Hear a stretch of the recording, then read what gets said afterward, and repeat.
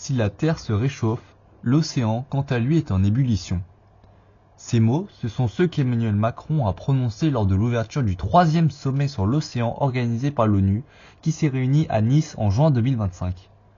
60 chefs d'État, de nombreux scientifiques et différentes ONG se sont réunis afin de coopérer et discuter ensemble de la protection de l'océan. En effet, parmi les 17 objectifs de développement durable adoptés en 2015 par l'ONU, la 14e, qui aborde la protection de l'océan et de la biodiversité marine, est le moins bien financé alors que les océans sont particulièrement touchés par le réchauffement climatique et sont vitaux pour les populations. Ainsi, quels sont les apports du sommet international sur l'exploitation et la préservation des ressources des mers et des océans et sur la gestion commune de la biodiversité ? Après avoir parlé des sujets abordés lors du sommet, j'évoquerai les avancées qui ont été réalisées en matière de protection de l'océan et de coopération internationale à la suite du sommet. Le thème principal du sommet était d'accélérer l'action et mobiliser tous les acteurs pour conserver et utiliser durablement l'océan. La conférence visait à soutenir une action urgente et plus poussée pour conserver et utiliser l'océan, les mers et les ressources marines dans la logique du développement durable. Ainsi, les aires marines protégées, les piliers de défense pour la biodiversité marine, étaient au cœur des discussions. Elles sont des zones où on limite les exploitations humaines, comme par exemple le chalutage de fond, une technique de pêche extrêmement dévastatrice. Aujourd'hui, 8% de l'océan est protégé et l'objectif de l'ONU est d'atteindre les 30% d'ici 2030. Cependant, selon l'ONG Greenpeace, au rythme actuel, on atteindrait cet objectif seulement en 2117. C'est pourquoi la mission de ce sommet était la ratification du traité sur la protection de la haute mer. Le texte doit réglementer les activités humaines dans les eaux internationales qui échappent jusqu'ici à toute régulation en incitant la création d'aires marines protégées en haute mer, réguler la pêche et favoriser la recherche scientifique. De plus, le sommet a abordé la question du moratoire sur l'exploitation minière des fonds marins, c'est-à-dire une décision de suspendre temporairement cette activité en attendant de mieux l'encadrer.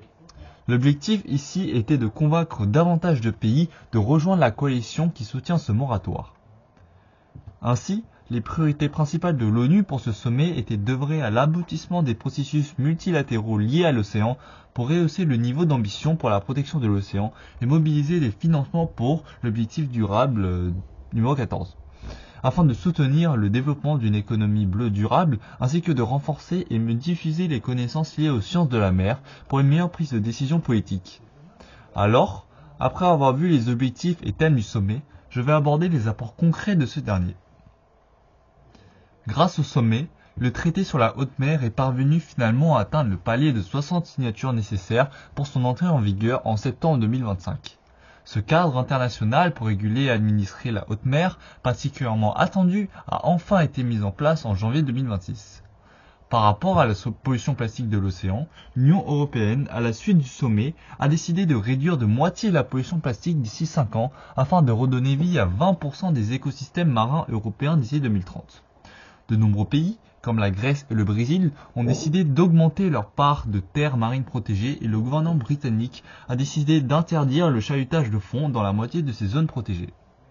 De plus, le programme Nice Océan Action Plan a été adopté et rassemble les engagements des États et des organisations pour protéger les océans qui insiste sur l'objectif international d'atteindre les 30% d'aires marines protégées en 2030 et la lutte contre la pollution plastique, ainsi que sur la décarbonisation du transport maritime.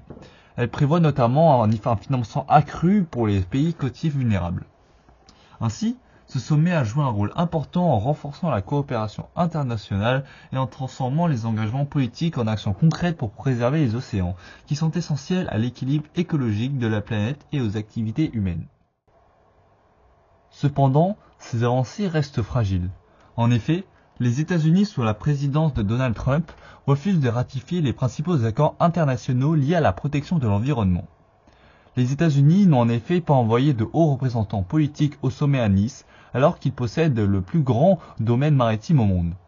Cela montre que la gouvernance des océans dépend encore fortement de la volonté politique des grandes puissances et que la protection de l'océan reste un défi mondial.